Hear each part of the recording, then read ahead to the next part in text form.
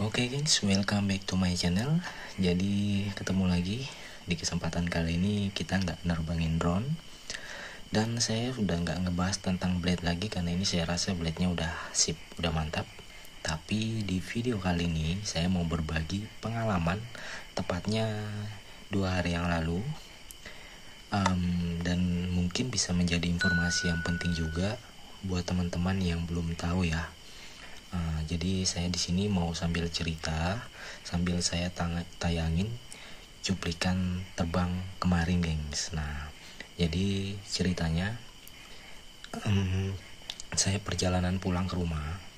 Saya ingin merekam perjalanan saya atau menggunakan fitur GPS Follow Me, gengs. Nah, jadi pada saat itu kurang lebih dari posisi take off ke rumah saya itu berjarak sekitar 6 kiloan lah ya, 5-6 kilo. Nah, saya posisi take off-nya itu tepat di jembatan, gengs. Nah, jembatannya itu mungkin cuma sekitar 4 meteran ya lebarnya. Terus kemudian tuh di pinggir tuh udah kali lah, udah rawa seperti itu, gengs ya. Jadi saya take off-nya tepat di tengah jembatan. Posisi karena jalan di kampung ya, jadi agak sepi, gengs. Nah, di situ saya awalnya nge-record menggunakan fitur GPS Follow Me ya. Saya take off, saya jalan, kemudian gak ada masalah ya, karena saya jarak terbang untuk GPS Follow Me itu sekitar 30 meteran ya, karena dia hanya bisa radius 50 meter, gak boleh lebih ya untuk jarak dari objek ke drone ini. Nah, saya sekitar 30-an meter lah, dengan ketinggian sekitar 20-an meter, gengs. Awal-awal jalan itu gak ada masalah. Saya rasa drone ini memang cukup pintar, gengs ya. Karena apa? Di aplikasinya itu tidak terdeteksi ya kalau jaraknya tuh sekian gitu, tidak terdeteksi, gengs. Kalian bisa lihat di tracknya ya, saya tampilkan itu di situ nggak terdeteksi untuk jangkauan jaraknya. Tapi drone ini mungkin sudah tersimpan dari pengaruh kita kalibrasi ya, gengs. Kalibrasi kompas dan kalibrasi giro. Nah, di situ dia udah langsung nyimpan untuk titik nolnya, gengs, walaupun tidak tertera di layar.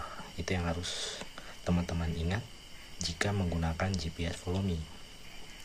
Jadi setelah saya jalan kira-kira mungkin sekitar hampir 3 km ya, sekitar 2,8 apa 2,9.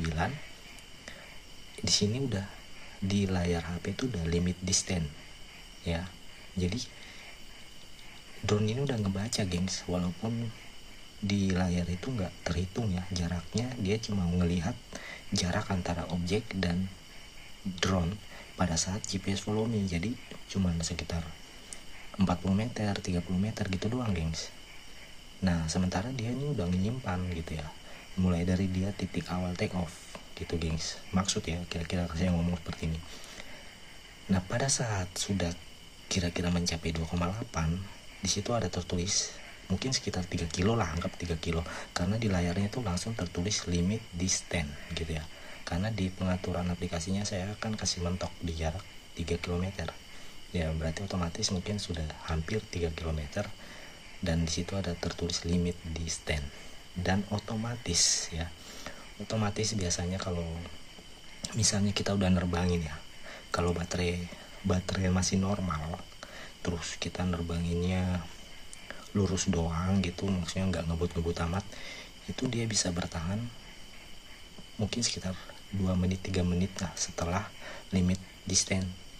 Nah, tapi karena baterai saya ini kembung, gengs, dan kemudian GPS Follow Me itu kan sedikit berhenti maju gitu, jadi sedikit boros. Nah, akhirnya pada saat limit distance dan saya berinisiatif untuk landingkan di tempat ya, di situ, tapi saya telat beberapa detik aja, gengs.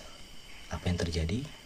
Baterai low voltage, baterainya low, dan drone ini auto RTH, gengs.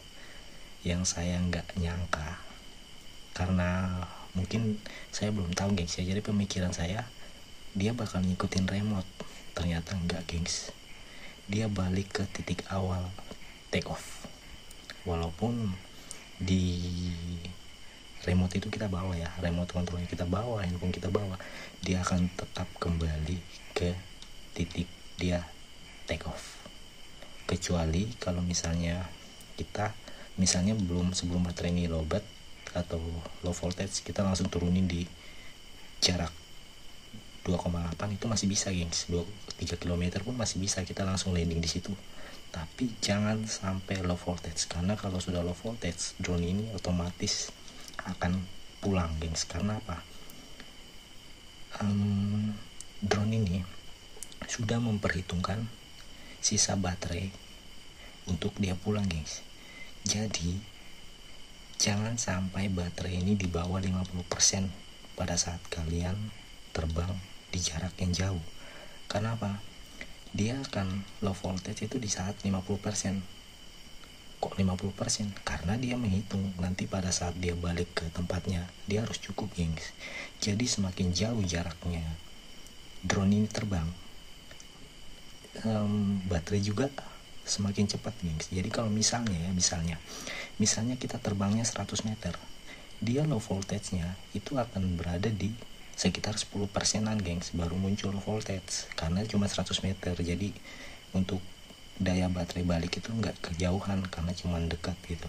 Tapi kalau di jarak lebih dari 2 km itu udah dipastikan 50% atau 45% tuh pasti udah low voltage, karena dia memperhitungkan untuk jarak pulangnya dia harus cukup baterainya gengs. Jadi teman-teman paham ya. Nah, di sini baterainya tuh langsung low voltage dan auto RTH. Drone-nya balik gengs. Drone-nya balik sendiri, dan di situ saya juga baru tahu kalau di jarak 2 kilo atau 1 kilo di saat low voltage kita nggak bisa bikin apa-apa gengs. Batalin RTH pun nggak bakalan bisa. Yang bisa kita cuma muter drone-nya. Jadi drone-nya tuh cuma muter, dan kalian bisa lihat di video yang saya tampilkan ini, saya sempat panik dan saya mutar drone-nya berharap drone-nya bisa landing. Ternyata nggak bisa. Berkali-kali saya tindis, saya pencet ya tombol exit to home itu, RTH-nya saya batalin, nggak mampu gengs, nggak bisa. Dan alhasil saya ngejar drone itu tapi nggak dapat gengs. Saya sampai terjatuh, saya sempat panik ya, handphone saya jatuh dan akhirnya nggak sampai kerekam. Saya ngejar nih drone, nggak dapat gengs ya. Dan untungnya pada saat saya tiba, mungkin sekitar jarak hampir 100 meter, saya lihat drone ini udah landing dengan sendirinya gengs, tepat di tengah jembatan titik awal saya take off. Dan saya sempat panik, yang saya khawatirkan dia bakal nyemplung ke jembatan di rawa ya, di sungai itu gengs. Kalau masalah pengguna jalan yang lewat saya tidak terlalu khawatir, karena memang termasuk jalannya agak sepi gengs. Yang saya khawatirnya kalau dia RTH-nya meleset nyemplung, karena ini jembatannya kecil, jadi kemungkinan kalau dia meleset 1 sampai 1,5 meter aja pasti udah nyemplung gengs. Dan untungnya drone ini RTH-nya cukup akurat, akhirnya bisa selamat, landing dengan selamat tanpa ada kendala. Dan mungkin itu adalah pengalaman yang membanggongkan ya gengs ya, karena saya juga nggak tahu. Saya kira dia RTH-nya bakal ngikutin remote, ternyata enggak. Dia RTH itu ngikutin di mana titik kita kalibrasi kompas dan giro itu. Jadi di situ gengs ya.